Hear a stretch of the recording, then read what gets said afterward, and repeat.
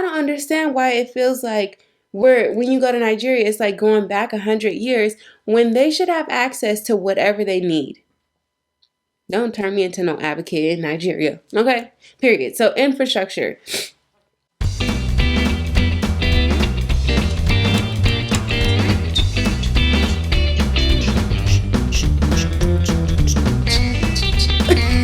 What's up, y'all? It's Shameka back with another video, part 2 of my loves of Nigeria and things that I thought were interesting about my Nigeria trip. I post content that is Christian, that is motivational based, that is about faith entrepreneurship, that is about some travel tips, some beauty tips. But the main thing that I want to do is to inspire, to motivate, and empower you to know, to learn, to embrace your purpose in life and living your destined purpose. This is Minnie Dog. Minnie Mouse, say what's up to the people. People gonna be like, your dog is that close to your face? Don't worry about it. Don't worry about it, okay? This is my daughter. This is my dog daughter, okay? Anyways, so back with another video. So I already did the first 5 of the things that I loved and the things that I thought were interesting. So I'm gonna do my other top 5 of like the rest of the list. And that'll be it. And then I'll have some videos about my engagement, about my babe, about, yeah, all of that. The Lakey Conservation Center. And yeah, so stay tuned. All right, so to jump into the video, number 6 of what I loved about Nigeria. There is new real estate everywhere. Like if you want to purchase a condo, a duplex, a house, whatever in Nigeria, in Lagos, that is the best place to do it. Like there's new apartments everywhere, new houses, and then the amount of like people that want to rent stuff out, and then all the people coming in to Nigeria, it's amazing. So I love looking through the houses and like walking through, seeing the rooms, seeing the different floors, the different walls, the different decor. So amazing. That type of stuff inspires me because I know I can have whatever I want, and seeing new stuff is like, yep, I could do this, I could do this, I can invest in this, you know? So that was awesome. Number 7, Nigerian pride. Everybody loves Nigeria so much. They're like, how do you like Nigeria? Are you coming back? How long are you staying? When I got off the plane, welcome to Nigeria, right? I love that Nigerian pride. Number 8, I feel like the people really respect marriage and boundaries. Like if my husband was like next to me and I would tell somebody like, good morning, they would look at him first and be like, good morning. And if he said good morning back or hi, good day, whatever you say, then they would look at me and be like, good morning, ma'am. Like, what? Y'all gotta secretly ask him for permission to say hi to me. When I say hi first, I said good morning first. Oh, okay. If I was next to him, they would talk to him first and then talk to me. If there was ever a man around, the man would not talk to me. He really didn't want to look at me. Like he may look at me and then you can tell like if a man's like, oh, she's kind of pretty, right? Look and then look away and then talk to my husband. Like, oh, I no longer exist. Now I'm just his wife. What the heck? But I love that there's respect and boundaries for marriage. Number 9, I feel like Nigeria is rooted in faith, whether it's the Christian faith. Some people I think were Muslim. What else do we see? A lot of different sects of Christianity. I feel like people have strong morals and beliefs, and they're rooted in morals and beliefs. Like there was one girl walking down the street, and she, in our culture in America, she would have been considered like overly dressed, to be honest. But they thought that she was underdressed, and she was like, the police kept like arguing with her because I guess she needed to go change. And I'm like, oh, you don't see any like no booty shorts. You don't really see like a lot of crop tops. Like, people are just covered. You can tell there's morals, there's standards.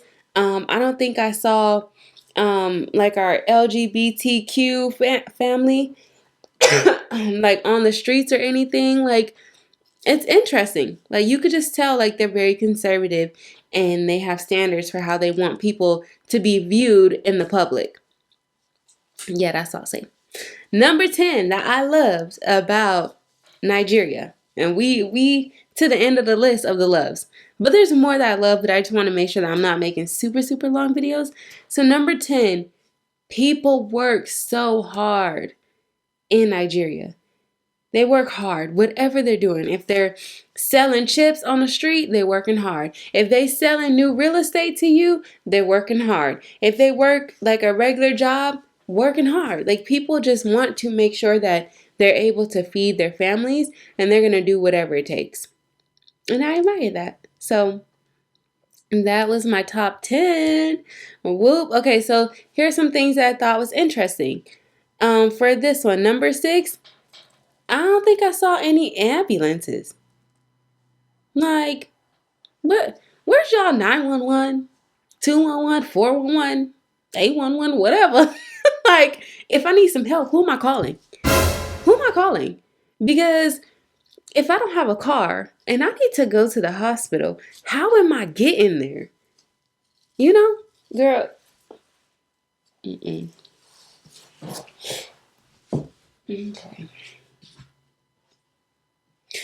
Okay, I'm back. So yeah, how am I getting to the hospital? Where are the ambulances? So yeah, number 7 I thought was interesting that we kept getting pulled over by the police, y'all. Like, why do y'all keep stopping us? I think they would like just look at us. They would see us in like the in the mirror, in the window, and be like, we gotta pull over again. Why do y'all keep stopping us? They just literally kept pulling us over. The boot, that's what they call the trunk. Like, open the boot, like, open the trunk. What y'all think we got in the trunk? Like, what? They would search the trunk, search the car. One time they told my husband to get out of the car. So he gets out, they're searching everything. The other cop comes to my side, and I have an attitude. I'm like, do you want me to get out? And the officer's like, no, no, no, no, no, no. And I'm like, so what do you want? And then, of course, after they're like, tip or naira, like, why would we give you money for you stopping us, giving us a hard time? Come on. Come on.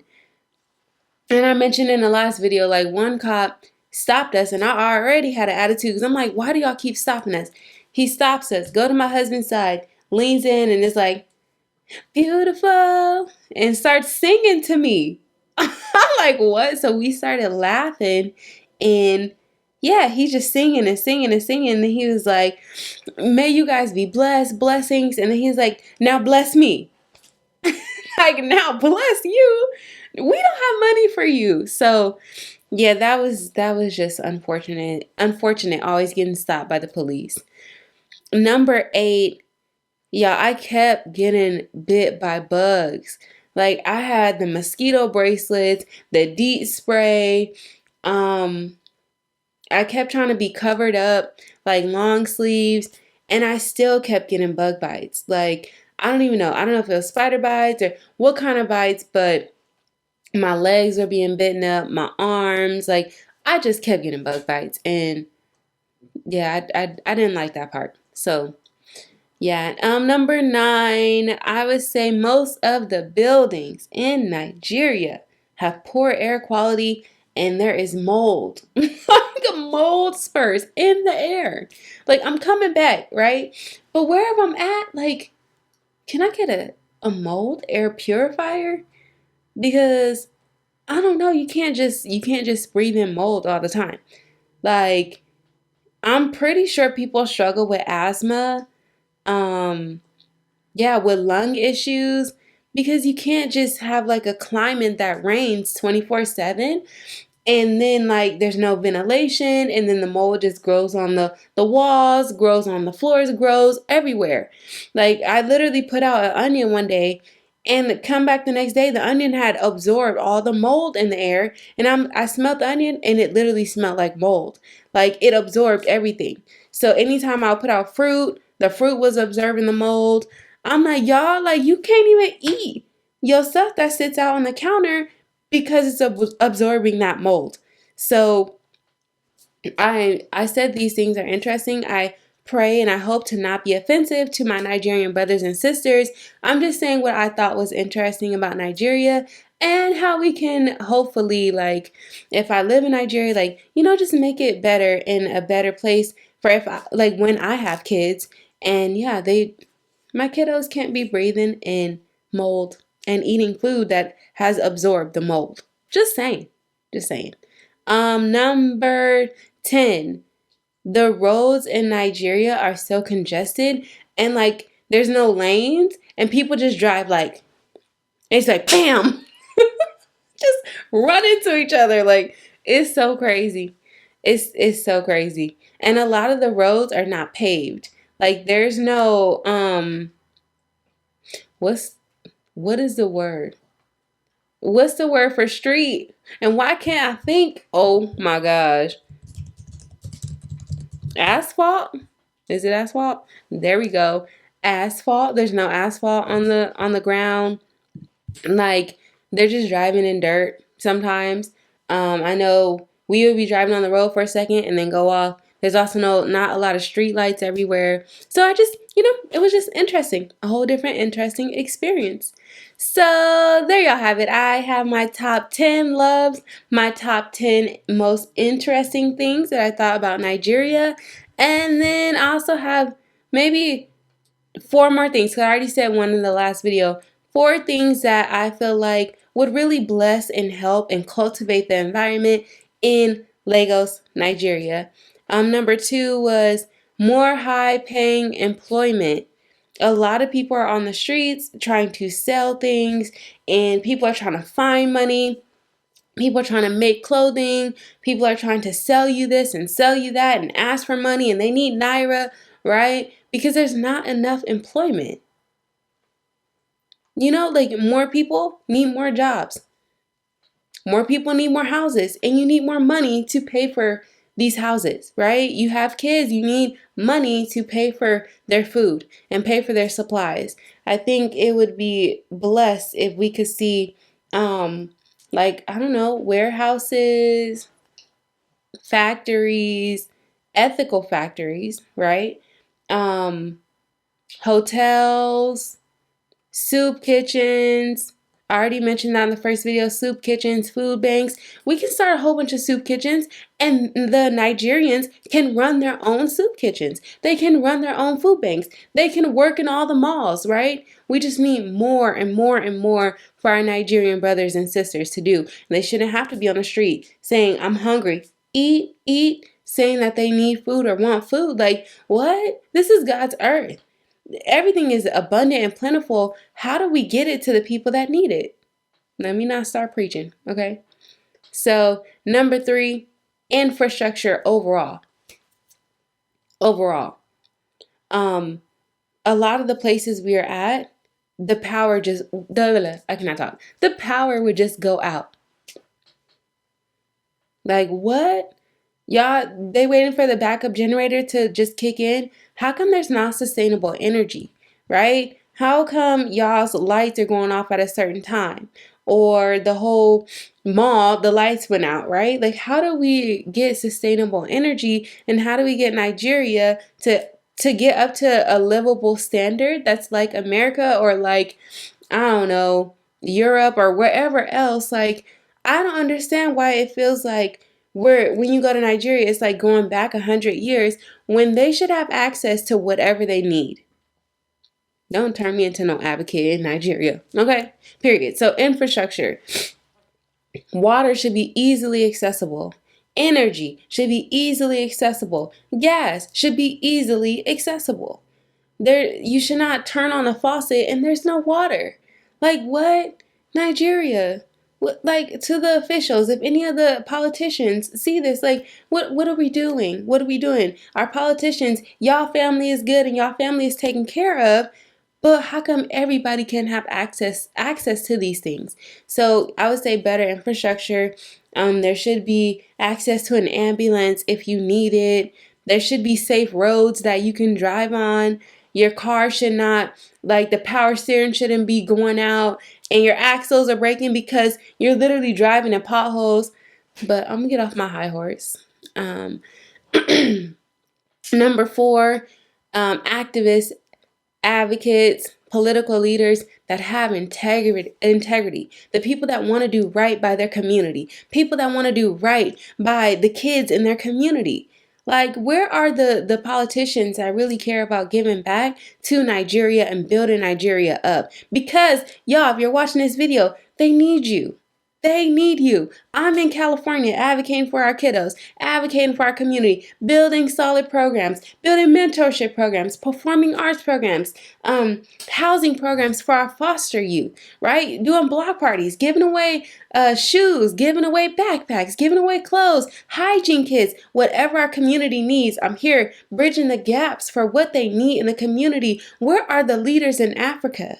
Right? Where are the leaders in Nigeria? And I'm sure they're there, right? And I'm sure there are more people that feel called to help the community, called to build a better tomorrow, right? A better future for our kiddos.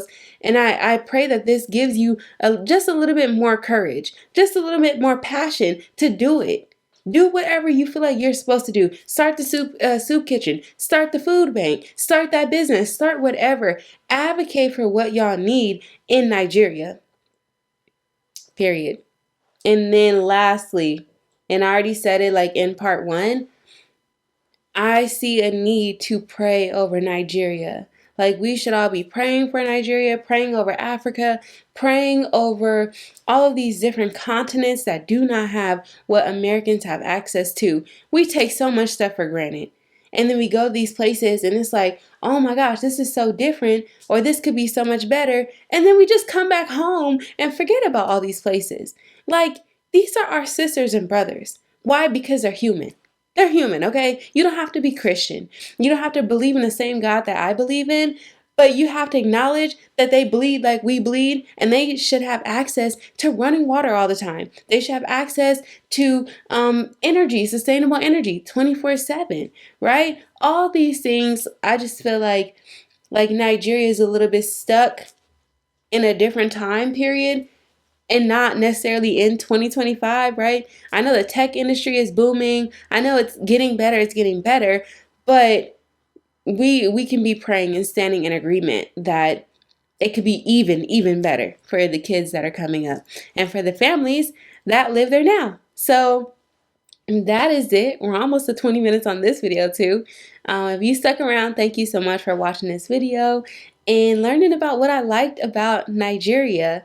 It was an amazing experience. I'm excited to go back in a few weeks. I'm already planning my trip. I need to unpack my other suitcases and yeah, I want to bring some stuff out there to give to my husband.